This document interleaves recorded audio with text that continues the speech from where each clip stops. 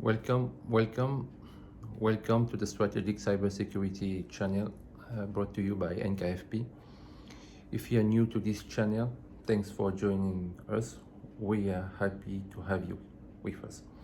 Today, we are diving on an important topic. Yesterday, we've seen how to shift your mindset from a security engineer perspective to a business mindset to be an effective CISO. We're going to see this very important topic, that is, we should not let emotion drive decision.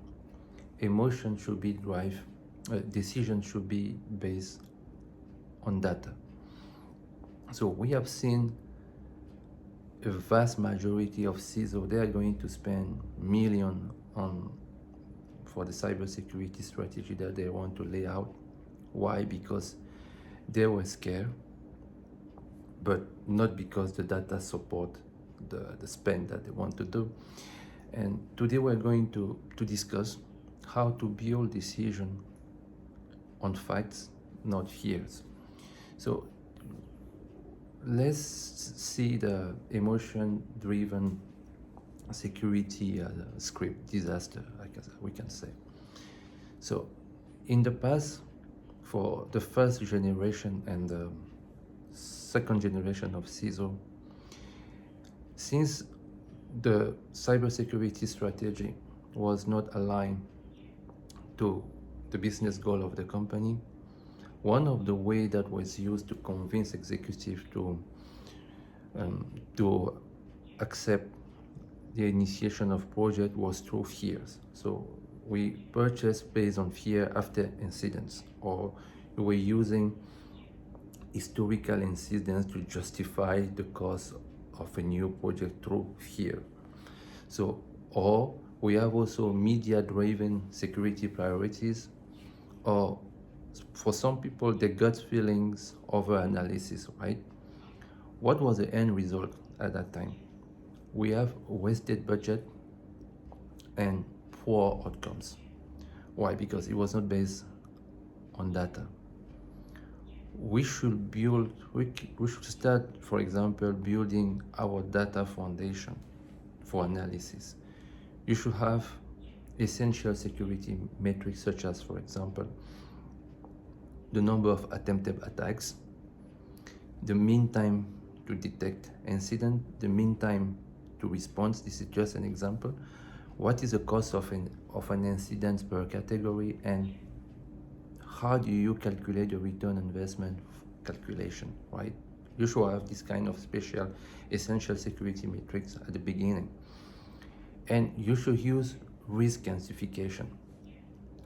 I used to use a mix of qualitative and quantitative. So you should use qualitative analysis and quantitative analysis for critical assets, right? So your annual expectation loss, the threat frequency analysis, the business impact modeling, etc. And how you are going, so you have the metrics, you have the risk quantification analysis, and now you are coming to ingrain all those two into a decision-making process, right? Now you can define the question clearly. You can identify the required data points. You can collect and analyze evidences, and at that time you can make data supported decision, and you can measure outcomes and adjust. This is how you have your data foundation based on metrics, on risk analysis, and you ingrain this one into the decision making process to make data driven decision for all the action that you want to take within your cybersecurity strategy. This is what we call cost benefit analysis, right? Let's take just a simple case studies, right? For somebody who doesn't have that mindset, what is going to do? Let's say that you have a breach at a competitor in the same vertical market, right? The reaction of somebody that is going to sell a cybersecurity strategy on fear is going to buy all the security tools immediately, right? They're going to request money to buy all the security tools immediately. What would be a data-driven response? First of all, based on the data